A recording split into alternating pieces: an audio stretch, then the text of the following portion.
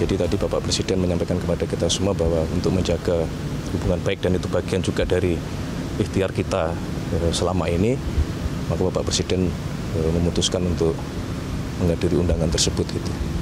Kami kalau memang kemudian terjadi kesepakatan yang konstruktif, ya, tidak menutup kemungkinan arahnya akan ke sana. Tadi Bapak Presiden juga menyampaikan hal tersebut bahwa kalau memang kemudian tercapai kesepakatan ke arah yang baik dalam artian terjadi perdamaian dan kemudian salah satu konsekuensinya adalah kita Indonesia diminta untuk ikut serta membantu mengirimkan pasukan perdamaian. Nah tadi juga dibahas dan diminta kepada tadi alhamdulillah yang hadir adalah Wakil Panglima TNI untuk juga mulai mempersiapkan diri. Manakala dibutuhkan kita sudah siap. Pernyataan kesiapan pengiriman pasukan perdamaian ini bukan hal baru.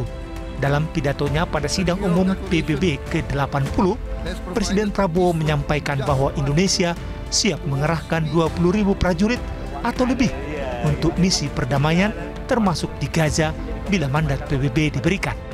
Langkah ini menunjukkan bahwa Indonesia ingin menjadi aktor aktif dalam upaya menjaga stabilitas global, tidak sekadar menjadi pengamat.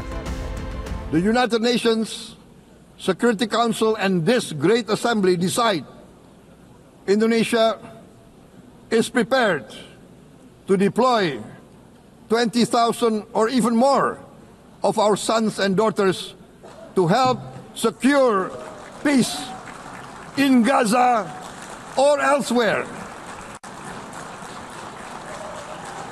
in Ukraine, in Sudan, in Libya, everywhere when the peace needs to be enforced, peace needs to be guarded, we are ready. We will take our share of the burden, not only with our sons and daughters, we are also willing to contribute financially to support the great mission to achieve peace by the United Nations. Kehadiran Prabowo dalam forum perdamaian di Mesir dianggap strategis. Selain untuk memberikan suara diplomatik, Presiden Prabowo juga diundang secara mendesak untuk ikut prosesi perundingan. Undangan mendadak itu ditegaskan oleh pejabat istana sebagai bagian dari ikhtiar Indonesia menghidupkan kembali proses diplomasi yang sempat tersendat. Jika KTT menghasilkan resolusi perdamaian yang disepakati dan pengiriman pasukan disetujui, Indonesia siap menjawab permintaan internasional untuk pengiriman pasukan yang harus melewati proses pemberian mandat oleh Dewan Keamanan PBB. Dan pemirsa, untuk mendalami peran Indonesia dalam misi perdamaian dan kemerdekaan Palestina, kita akan membahasnya bersama pengamat hubungan internasional Teguh Reza Shah. Pak Reza, selamat siang. Selamat siang, salam dari Bandung.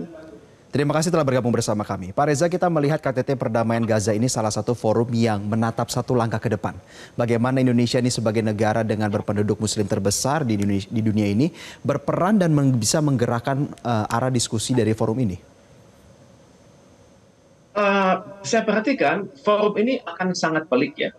Karena berbagai negara yang datang itu memiliki agenda yang berbeda-beda. Misalnya kita perhatikan Donald Trump. Tadi beliau mengatakan kan, akan banyak negara di dunia ini yang mendukung perdamaian di Mesir ini dan mereka bersukacita seperti halnya Israel. Jadi Trump ini membawa pesan-pesan yang sangat nasionalistik untuk Amerika Serikat ya.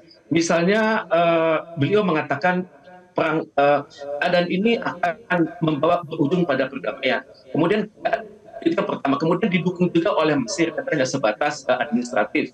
Kemudian didukung juga oleh Qatar, pemimpin mereka Sheikh Tamim bin Hamad Al Thani yang mengatakan bahwa KTT ini kemungkinan besar sukses. Kemudian pada saat yang sama Mahmud Abbas juga mengatakan bahwa kita akan benar-benar mempersiapkan diri agar KTT ini sukses, dan untuk itu opsi terbuka bagi kami. Tapi negara yang hadir itu sangat banyak. Gitu.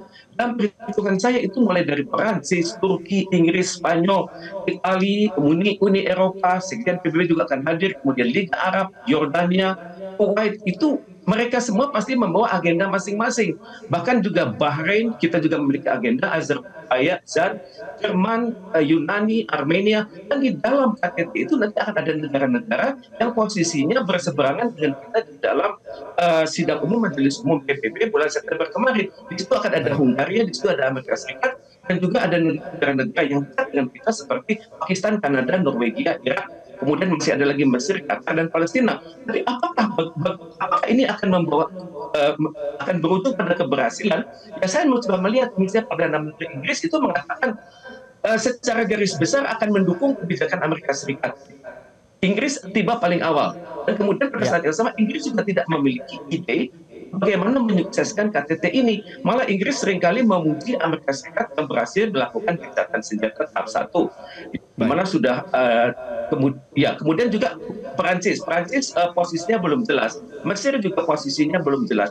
Mereka hanya membanggakan persiapan dilakukan oleh Menteri Luar Negeri Amerika Serikat Marco Rubio dan Menteri Luar Negeri Mesir yakni Badr Abdelati. Jadi dapat patut diduga KTT ini belum tentu berhasil, karena di kalangan Inggris sendiri, kalangan oposisi mengatakan ini akan berujung pada pameran foto. Kemudian hanya Indonesia yang posisinya sangat tegas, di mana kita mengatakan ini adalah amanah konstitusi, dan kita mengatakan akan siap mengirimkan 20.000 pasukan sekiranya andaikan didukung oleh Dewan Keamanan PBB. Dan juga kita sudah mengatakan beberapa jam silam kita menolak kehadiran atlet Israel di Jakarta dalam suatu program namanya World Artistic Gymnastic Championship akan diselenggarakan di Jakarta mulai tanggal 19 sampai 25 Oktober ini. Jadi hanya Indonesia tampaknya yang bersikap sangat tegas dalam KTT tersebut. Baik Pak Reza, tetapi kalau kita melihat poin-poin yang ditawarkan oleh Amerika Serikat ini, karena kalau kita kembali lagi semisalkan ke PBB nanti, tentu yang pemilik hak veto ini kan kita khawatirkan dalam nanti mekanisme voting ya. Tetapi ingin saya tanyakan ini adalah apakah yang ditawarkan oleh Amerika Serikat ini sudah bisa menjadi titik tengah dari para pihak yang tanda kutip terlibat dalam konflik Timur Tengah ini? Sikap Amerika Serikat ini kita perhatikan keras, tapi bagaimanapun nanti dalam implementasinya itu akan sangat tergantung dari posisi Amerika Serikat sendiri di Dewan Keamanan PBB dan juga bagaimana Israel menafsirkan hasil KTT tersebut. Karena Israel sendiri mengatakan masih akan menempatkan pasukan daratnya di kawasan Gaza tersebut dan akan dirubah posisinya sesuai dengan hasil dari KTT tersebut. Kemudian juga Israel tentunya akan sangat marah kalau selama KTT ini berlangsung, misalnya akan banyak statement-statement dari kalangan Palestina sendiri, misalnya mereka mengkritisi brutalnya pasukan Israel, mereka terus mengupayakan two-state solution, kemudian juga mereka melakukan kritik atas perilaku Israel selama ini. Jadi ini adalah, saya perhatikan KTT ini adalah KTT yang tidak menjamin keberhasilan, tapi akan melibatkan banyak negara sekaligus. Dan kalaupun nanti akan ada keberhasilan sesuai dengan rencananya, tapi bagaimanapun juga ini tergantung kembali pada hasil Dewan Keamanan PBB di mana Amerika Serikat berada nanti. Oke, Pak Reza, kita melihat dinamika sebelum daripada KTT ini. Terakhir, sebagai rekomendasi Anda, apa yang seharusnya poin yang diangkat oleh pemerintah Indonesia dalam forum KTT tersebut, terutama untuk hasil yang sangat konkret? Saya perhatikan Indonesia, kalau kita perhatikan statement Pak Prabowo Subianto kan beberapa jam silam kan, beliau mengatakan sekiranya diputuskan oleh Dewan Keamanan maka Indonesia siap. Dan ini merupakan suatu tradisi kita di mana kita sudah senantiasa siap untuk dikirimkan ke berbagai zona dunia sekaligus yang membutuhkan peran serta PBB. Misalnya kita memiliki satu fasilitas namanya IPSC di Sentul ya, Indonesian Peace and Security Center itu di Sentul. Itu sudah berdiri lama sejak zamannya kita dipimpin oleh Presiden SBY, dan di dalam fasilitas tersebut itu sudah terintegrasi.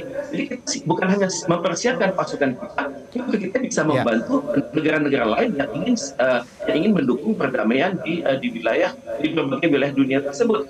Misalnya kalau saya perhatikan kawasan IPSC ini terintegrasi dengan pusat pasukan siaga TNI, terintegrasi dengan pusat pelatihan penanggulangan teroris. Jadi Indonesia sebenarnya sudah lebih dari siap. Yang kita tunggu adalah ketegasan dari PBB dikirimkan atau tidak.